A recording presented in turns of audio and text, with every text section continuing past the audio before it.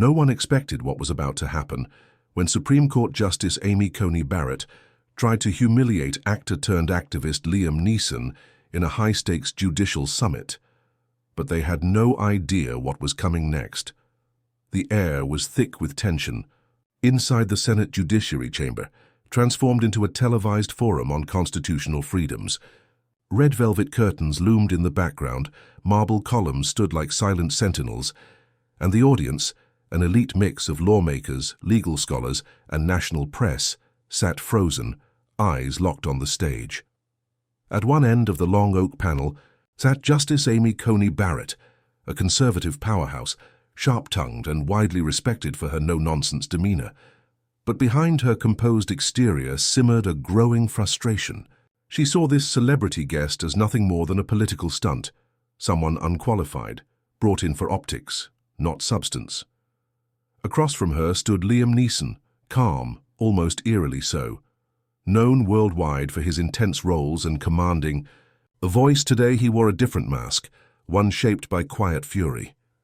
He was here not as an actor, but as a father of a wrongfully detained activist, invoking the Constitution to challenge a policy he saw as dangerously authoritarian.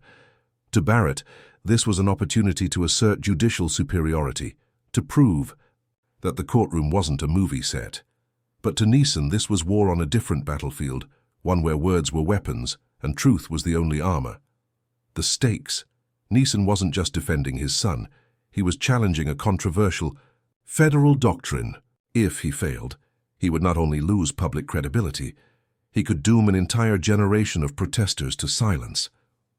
The moment Liam Neeson sat down at the witness table, the room felt the shift, an unease, a flicker of skepticism from the crowd. Cameras zoomed in. Social media threads lit up. What's this Hollywood guy doing at a legal summit? Liam Neeson versus a Supreme Court justice. Seriously? Justice Amy Coney Barrett leaned slightly forward in her chair, adjusting her glasses with clinical precision. Her voice, though calm, dripped with polite disdain. "Mr. Neeson," she began, pausing deliberately, "you're a distinguished actor known for fictional portrayals of justice, but this chamber deals with actual law. So tell me, what qualifies a movie star to lecture the court on constitutional precedent?" The gallery chuckled, nervously. A few murmurs of agreement rippled through the seated legal elite. On Twitter, memes were already spreading. Liam, in his taken leather jacket, photoshopped into a courtroom with the caption, "I will find you, and I will misquote you." Barrett wasn't done. "We've heard you're here on behalf of your son, who's been charged under the National Civic Security Clause. But emotional attachment doesn't replace legal knowledge, does it? If we let every parent testify when they disagree with the law, what happens to judicial impartiality?" She smirked, the tiniest curl of her lips, a masterful psychological jab. It wasn't a direct insult, but it planted seeds of doubt, nepotism, bias, overreach. Then came the final twist of the knife. "Or perhaps you believe public sympathy can bend the Constitution. Hollywood has its own court of opinion, after all." The blow landed with precision. The audience shifted in their seats. Phones were raised. Reporters whispered. Headlines were already drafting themselves. Justice Barrett dismantles Neeson's legal credibility. But Liam didn't flinch. He folded his hands, leaned forward, and let the silence stretch. Just long enough to unsettle the rhythm. "Justice Barrett," he began, his voice deep and even, "I'm not here as an actor. I'm here as a citizen, a father, concerned that laws meant to protect national security are now being used to punish peaceful dissent." The calmness in his tone wasn't submission. It was strategy. He wasn't matching her aggression, he was absorbing it, making her appear needlessly combative. "You referenced my profession, and I understand the implication. But may I remind you, the Constitution isn't a credentialed club. It's a living contract, accessible to every citizen, even those without a law degree." A few heads turned. Someone in the gallery let out a low whistle. Neeson glanced briefly toward the press section, then returned his gaze to Barrett. "You said emotional attachment doesn't replace legal reasoning. I agree. So let me cite the precedent. In Watkins versus United States, the court acknowledged that public hearings are not immune from abuse when rights are in question. My son's case isn't about feelings, it's about due process. Barrett's expression tightened, but she remained still. Neeson continued, cool and focused. As for sympathies, yes, public opinion does influence law. That's what drove civil rights. That's why we're sitting here today discussing constitutional boundaries. If it didn't matter, the public wouldn't be watching this debate at all. He let that hang in the air. It was a tactical reversal. Public sympathy wasn't a weakness. It was a democratic tool. And right now, it was slowly tipping in his favor. In the audience, a few heads nodded. Even a skeptical legal blogger live-tweeting the event posted, Did Liam Neeson just quote Watkins vs. US? This dude came prepared. You're Barrett vs. Neeson. Justice Barrett leaned back slightly, lips pursed, not in surrender, but calculation. Her trap hadn't worked. Worse, her attempt to frame Neeson as naive had been expertly dismantled using her own arena, judicial precedent. From the far corner of the chamber, a veteran litigator whispered to a colleague, He just flipped the narrative, without even raising his voice. Neeson sat back, his message clear. He wasn't here to impress, he was here to challenge. Justice Amy Coney Barrett wasn't one to back down, especially not in her own courtroom. Her brief loss of narrative control stung. Liam Neeson had walked in a presumed amateur and quoted legal precedent like he was born in the chambers of the Supreme Court. But Barrett had built a career dismantling arguments more complex than his, and she wasn't about to let this legal tourist gain momentum unchecked. She leaned forward once again, her voice now sharper, measured, but clearly more forceful. Mr. Neeson, your performance is compelling. But let's not pretend this is a scripted drama. You talk about due process, as if you've spent years in the trenches of constitutional law. In truth, you're playing lawyer because your son's future is on the line. That's not impartiality, that's desperation. She turned slightly to the audience, almost inviting their agreement. And let's not forget, she added with a glance at her notes, this is the same Liam Neeson who once admitted in an interview to walking the streets in a rage, fantasizing about revenge. That is who we're expected to take seriously today, an admitted vigilante. Gasps spread through the room. The audience stiffened, murmurs erupting like a small storm.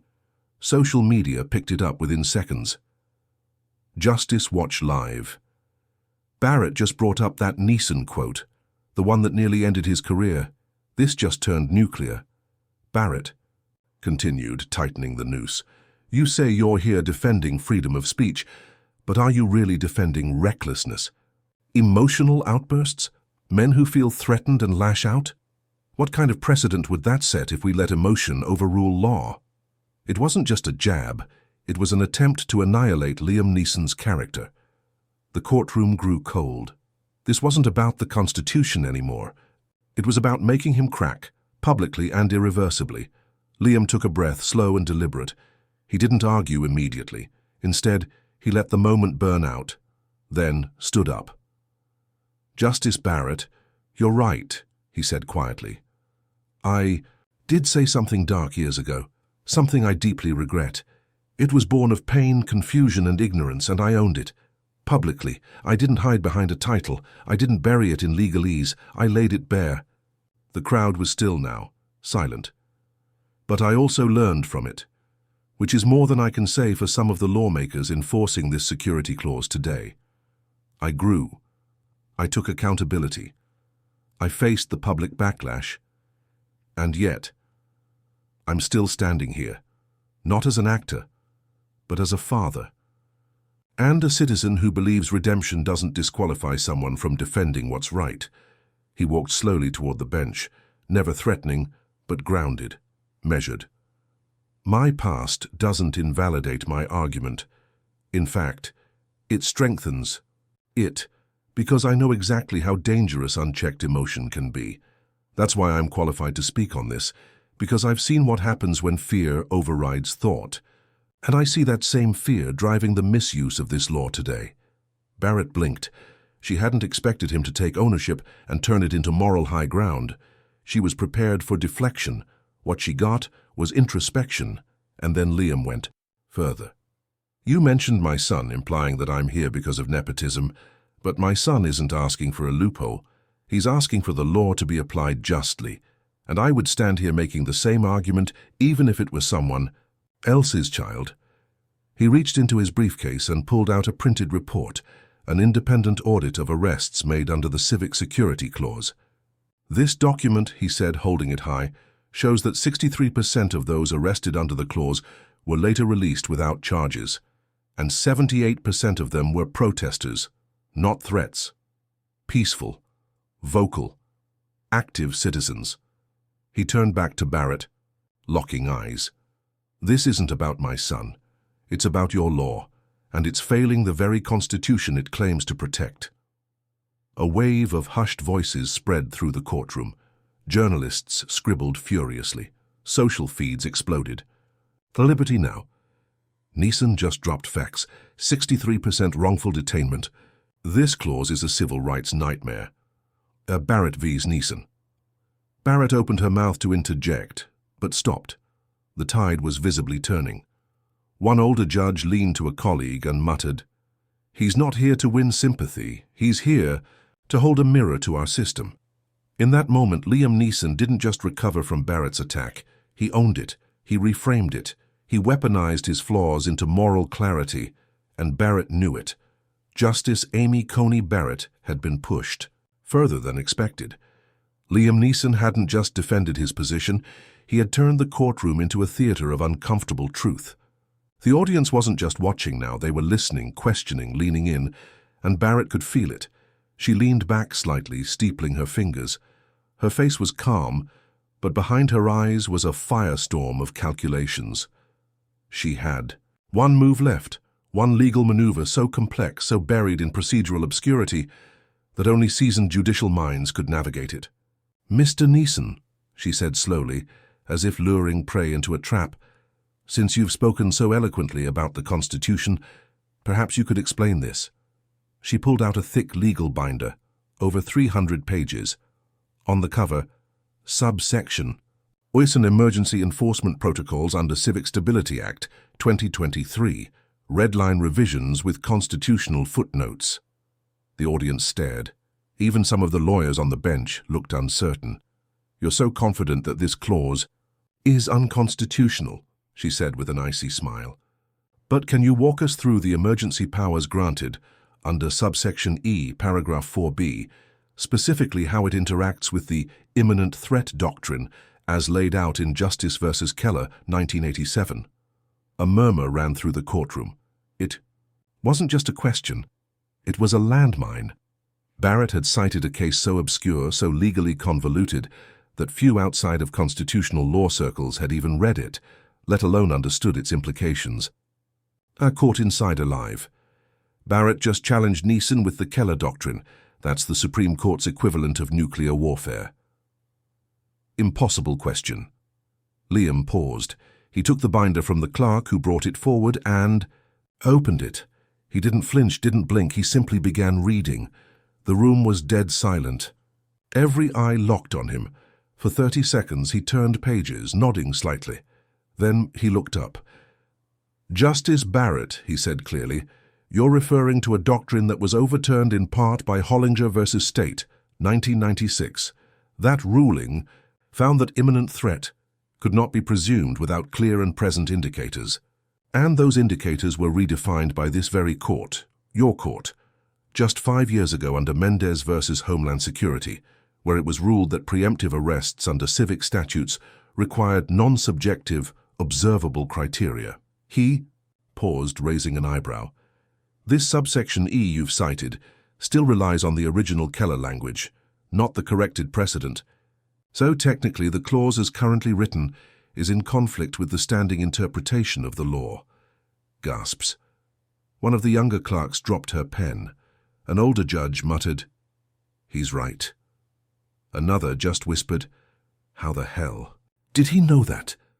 Barrett's expression didn't change, but her fingers tightened slightly on the bench. "Furthermore," Liam added, "the red line you submitted references emergency enforcement powers granted to federal officers, but fails to include the procedural safeguards required under Section 3C of the Civil Rights Clarification, Act of 2024. something this court personally championed to prevent executive overreach. Now it wasn't just gasps, it was applause. Scattered at first, then growing. He handed the binder back. So no, Justice Barrett, I will not defend. A clause that is both outdated and contradicts legal precedent reaffirmed by this very bench. In fact, I believe you've just proven my point for me. The silence afterward was thick, not just stunned but reverent. No one had expected this.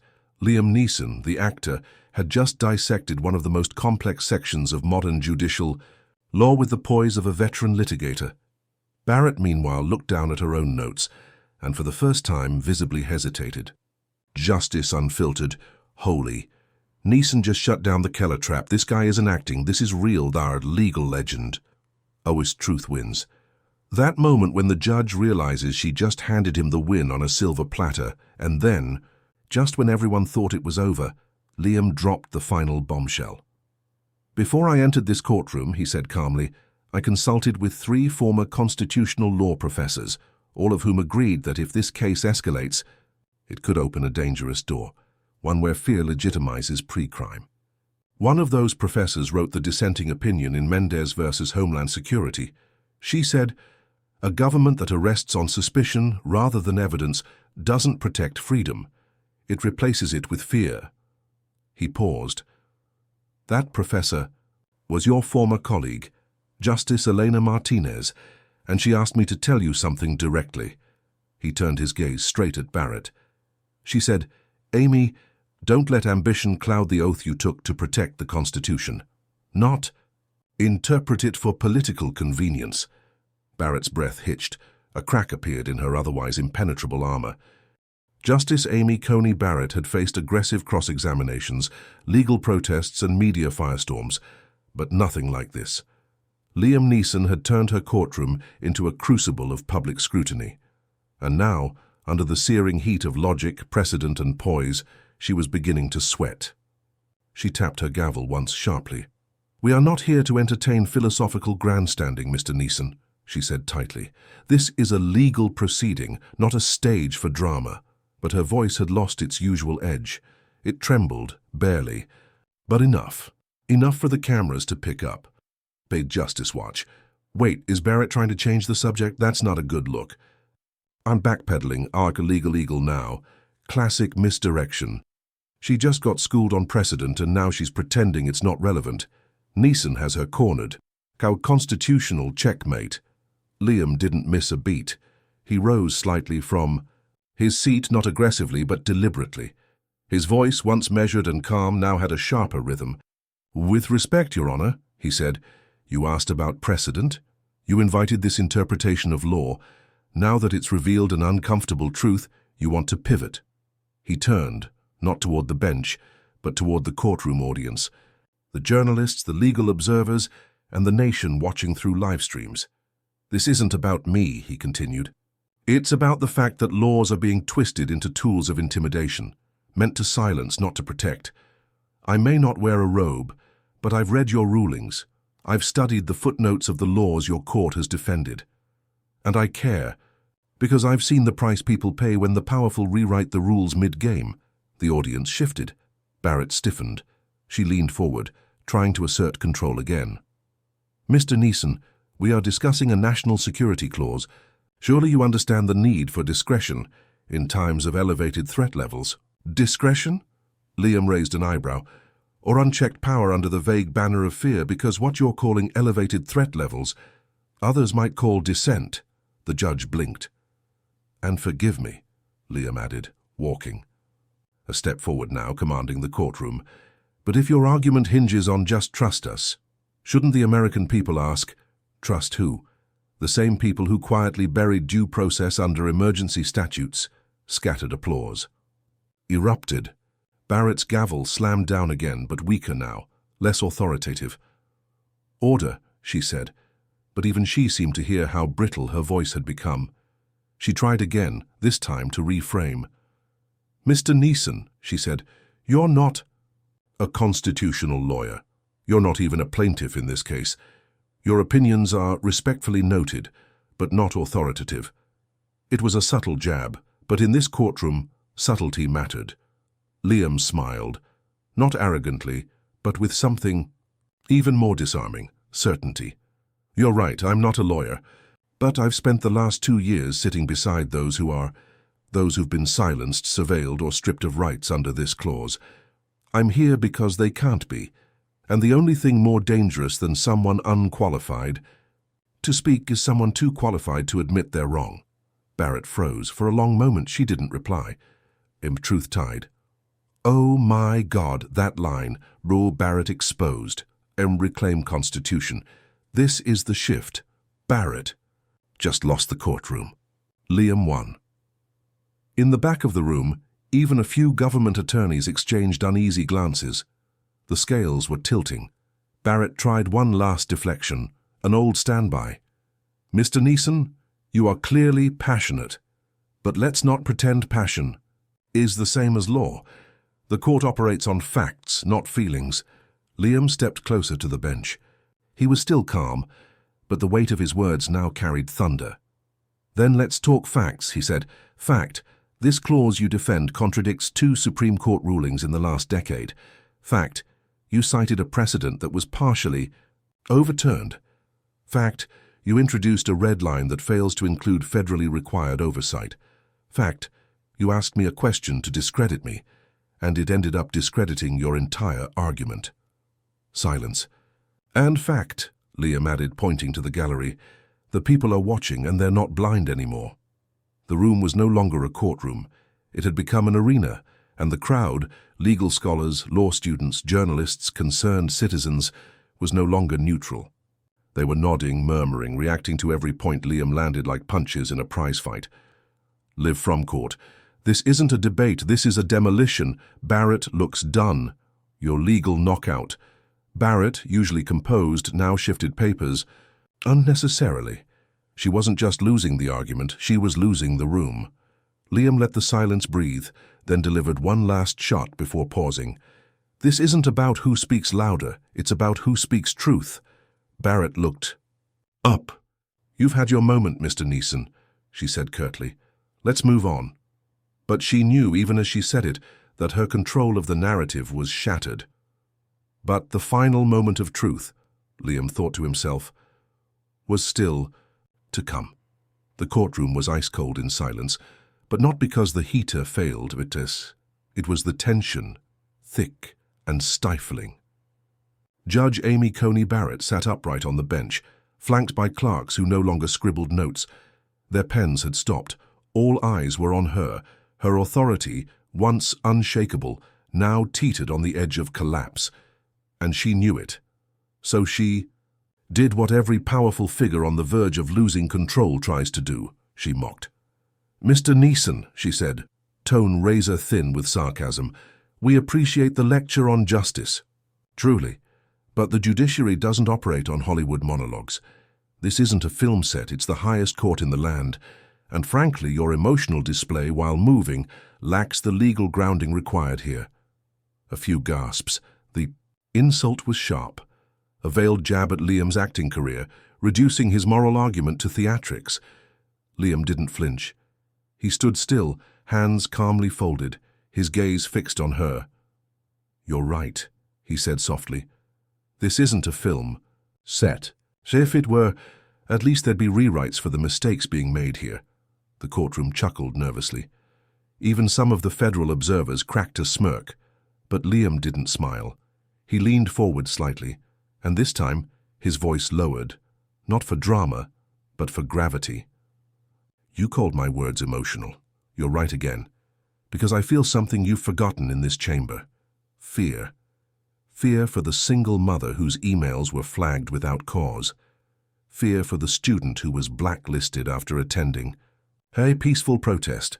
Fear for the veteran whose digital records were seized in a secret ruling, without a single opportunity to appeal."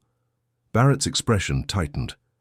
"You mock my passion," Liam continued, "because it threatens the sterile comfort of unchecked power.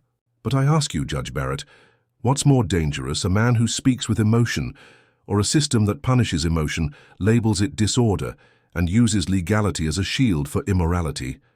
The courtroom air shifted. No one blinked. Reporters Fingers flew across keyboards. Phones vibrated with notifications. Twitter was on fire. Court watch live. That wasn't a rebuttal, that was a funeral. Barrett just got annihilated. Mic drop moment. Liberty. Now. Neeson just reminded the court what justice is supposed to sound like. This is history. Barrett meltdown. Judge. Barrett opened her mouth to interrupt, but Liam cut in, voice rising now, not in rage but in truth. You tried to make me look small, but I stood on the stories of those your rulings have crushed. You tried to dismiss me as unqualified, but I quoted the very precedents you misrepresented. You tried to paint this debate as meaningless, because to you maybe it is, because you don't feel the consequences of the laws you write. But we do. Gasps spread like wildfire. Barrett tried to speak, but this time it was clear. She had nothing left to say. And now, Liam said, voice cutting through the room like a blade, you've been confronted with something more dangerous than any statute, the truth. And unlike temporary authority, truth doesn't expire. It doesn't recess, and it doesn't need your permission to exist. Silence, then thunder. The audience exploded in applause, a full standing ovation. Some clapped. Others wept. Journalists stood up from their seats. Even a few of the legal aides looked shaken. Phones were raised. Hashtags exploded. Neeson vs. Barrett. Justice awakens. Truth. Overpower. Barrett sat frozen, her gavel limp in her hand. Her carefully constructed composure? Gone. She looked around, clearly waiting for the bailiff to restore order. But even he wasn't moving. Because the courtroom didn't want order. It wanted answers. And for the first time, Judge Amy Coney Barrett realized she was no longer the most powerful person in the room. Liam turned to leave, but paused at the door. Just as the crowd quieted again, he looked back over his shoulder. The law can be a weapon, he said, but it was meant to be a shield. The difference is who you choose to protect. Cliffhanger. And that's when the real shock came. Next. Because outside the courthouse, a wave was already forming. Petitions, probes, investigations into judicial abuse of emergency surveillance powers. Barrett's credibility was under fire, and Liam, he was no longer just an actor. He was a symbol of resistance, and the war for justice had just begun. As the courtroom slowly emptied, the echoes of applause still lingered like the aftershock of an earthquake. Judge Amy Coney Barrett remained seated, alone, her gavel untouched, her robe heavy with silence. No final words, no rebuttal, no dismissal of the session. She didn't storm out in rage. That would have suggested she still had fire.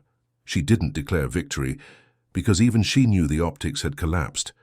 Instead, she did something far more devastating. She faded into irrelevance. Outside, reporters clamored for comment, but Barrett moved quietly down a side corridor, escorted not by confidence but by the crushing weight of public backlash. The woman once celebrated as a legal titan now walked with the posture of someone who had seen the tide turn against her, and knew it. Meanwhile, Liam Neeson stepped out onto the courthouse steps, greeted not by cameras alone but by a spontaneous crowd, students, veterans, civil rights lawyers, ordinary citizens. Many held up signs not with slogans but with single words. Truth. Merit. We heard you. He stood there, letting the silence honor the moment before speaking into the flurry of microphones. Today wasn't about me. It wasn't even about her. It was about all of us. About how long we've accepted injustice simply because it wore a black robe or quoted the Constitution out of context. About how far we've let fear and intimidation dictate the law rather than conscience and compassion. He paused. I came here today because someone needed to. And if it had to be me, so be it. But the truth is, this fight doesn't end in a courtroom. It begins with what you choose to see and refuse to ignore. And then, with clarity that cut through the noise like a beacon, in the end, intelligence, merit, and truth always rise above arrogance and manipulation. The crowd erupted again. Hashtags surged. Clips of his statement went viral within minutes. Justice Watch. Now. This wasn't a courtroom victory. It was a cultural turning point. Liam Neeson just became a voice we didn't know we needed, and truth over power. Hayuthfa writes, he spoke for us, for the silenced, for the overlooked, for those bullied by broken systems. And Neeson delivers, life legal ethics now. Barrett may have ruled for years, but Liam, he won in one afternoon, and the law will feel that echo. Back inside the courthouse, a clerk quietly removed Barrett's nameplate from the session docket. She wasn't gone, but she no longer ruled the narrative. Key takeaway for the audience. Liam Neeson's confrontation with Judge Barrett wasn't just a dramatic courtroom moment. It was a reminder that anyone, no matter their background or title, has the right and the power to speak truth to authority. This story wasn't about fame. It was about courage. It wasn't about winning an argument. It was about changing the culture, and it wasn't about destroying someone. It was about reminding everyone that even power must be held accountable to principle. In a world where injustice hides behind titles, procedures, and polished rhetoric, Liam reminded us of something deeply human. That truth isn't always loud, but it always endures. Call to action, emotional and provocative. Now it's your turn. Do you think justice was served, or was this just a temporary victory in a larger war? Let us know in the comments below. If you believe in standing up for truth, even when it's uncomfortable, even when it challenges the powerful, share this video. Let's make sure this message isn't buried. Let's hold the powerful accountable.